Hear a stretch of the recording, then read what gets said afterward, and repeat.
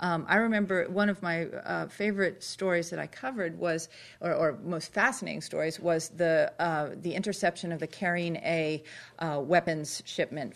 These were weapons that Arafat was essentially bringing from Iran. It was supposed to be a boat that would come into the Gaza Strip. The Israelis got wind of this. They intercepted it.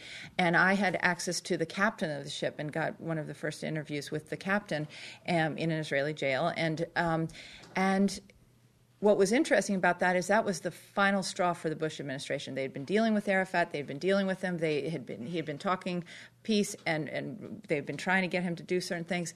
And then this weapon shipment comes from Iran, and they find it. And at that point, they cut off ties with Arafat. And that was the beginning of the end for many of these. I feel if you look historically, and when we see this period in its historical context of what we're seeing right now, that was the beginning of a serious change where certain leaders were no longer going to be trusted, dealt with, and eventually no longer on the scene.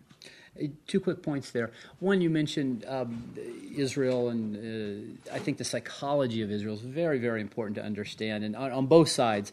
But since you mentioned Israel in particular, you would see the most extraordinary things. One day, just a little item in the newspaper, and it said something to the effect that almost half of Israelis over the age of 65 had lived in Nazi-occupied territory during World War II. And it was true. I mean, you could grab almost any elderly Israeli, and they had these incredible stories of what they and their families had been through. And you thought, well, Israelis under 65 haven't exactly had a picnic either. I mean, they've lived through all these wars and uprisings. And so you can't just say, well, this would be a fair place to draw the line. Let's draw the line there, and that'd be, you have 2 states, and it works. You really have to understand the psychology and the Israeli desire to say we're safe and secure in our state here. On the Palestinian side, I'll make a quick point as well.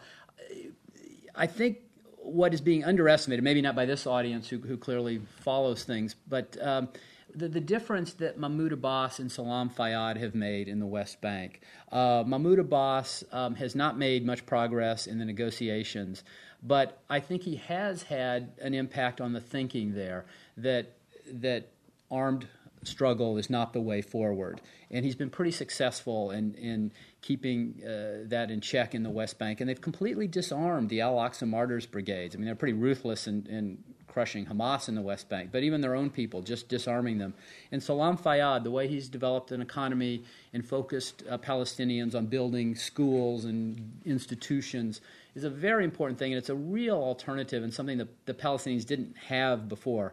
Because you had Yasser Arafat, and Arafat was always talking about marching on Jerusalem, and whatever you thought of Arafat, I mean, you never heard him talk about education or the economy or developing civil institutions. So there's been a very significant change in the past couple of years in the West Bank, and it hasn't got a lot of attention. If that sticks and that holds, I think it will be an important positive development playing out over time. In fact, we were in Jerusalem in October, and we went to the West Bank town of Ramallah, and we were looking around. I said, "Well, where, can we really do this? Where are the Al-Aqsa brigades?" And the people who were our friends who were journalists, local journalists, said, "Oh, they're the police now. they're not. They've been basically brought in and given jobs." Hi, I'm Jim Vittorella with Yes We Can Middle East Peace. That's an interfaith group that promotes two-state solution. I'd like to ask you about the current Arab revolution, if you will, not just in Egypt and Tunisia, but throughout the Arab world. And how would you characterize sort of the opportunities and the challenges from this revolution? And I realize it's not homogeneous; it's different in every country. Vis-a-vis the Israeli-Palestinian conflict, particularly the countries next to Israel. Obviously, Egypt is a major one, given its border with Gaza, et cetera. Let's say there are sort of popular democratic governments that are elected there.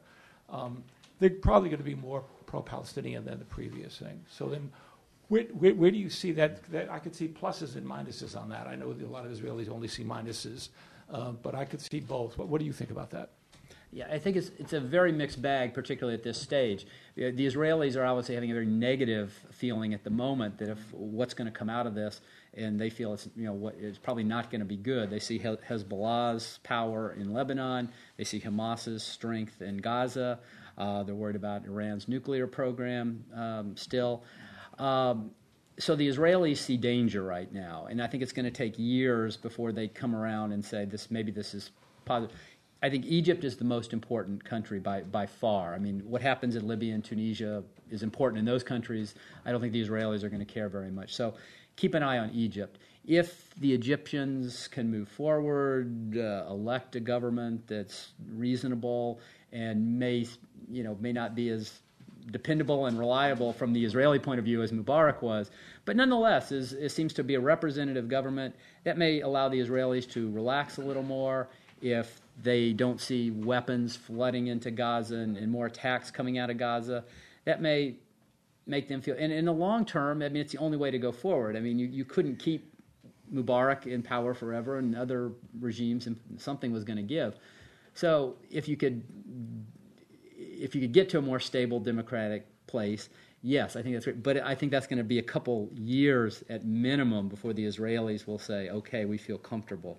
So, but the friction is going to be, the Israelis are going to say, no, things are too unsettled now. We can't make a big compromise or make a big move. And I think the rest of the world, or much of the rest of the world, is going to say, well, look, the Arab countries are changing. How can you keep the Palestinians under occupation when all these other countries are throwing off rules? So I think there's going to be real frictions there between the Israelis saying, we got to wait and see, and Arabs and the rest of the world saying, well, no, we've got to make something happen now. I think the interesting thing to look at in Egypt is the military and the military relationship. I work at the Pentagon right now for Fox, and what I have noticed, and we know that we've given $32 billion in aid, mostly military aid, to Egypt, over the past years, and the relationship between the Egyptian military and the U.S. military is very strong. That money has bought us a great deal of friendship, but it will be lost if we don't step in with support right now. And the thing that the Egyptian military is worried about is will they have any sort of Social Security? And the Social Security were private businesses that they were running. It may be corrupt, but it was made possible through a lot of that U.S. aid and a lot of the military procurement that was going on and the money that was made on those deals. This is a time where, and this is why I think Libya is such a dangerous situation in terms of the U.S., the Pentagon and the U.S. military taking its eye off the ball, which is the important ball, which is Egypt, because they're being stretched and being asked to do so much in Libya and in Japan and elsewhere right now, that relationship, I mean, what I was struck by in the first days of the Egyptian uprising is that the Chief of Army Staff and almost the top tier of the entire military stayed for about 3-4 days at the Pentagon. They had previously scheduled meetings, and they were having, it was bilateral talks about something or other. And I kept saying, you mean they haven't flown home yet? That must mean they either think it's not serious and they're going to survive, or it looks kind of bad because it looks like the Pentagon is calling the shots. But those relationships are extremely strong, and it shows where their priorities were in those initial days. It's much more important to stay at the Pentagon where these arms deals are done and procurement and aid relationships are forged than to race home and protect Mubarak. So that relationship should not be neglected right now, and we've seen increasingly that our military has been asked to become statesmen in many places and do the work of the State Department and diplomacy.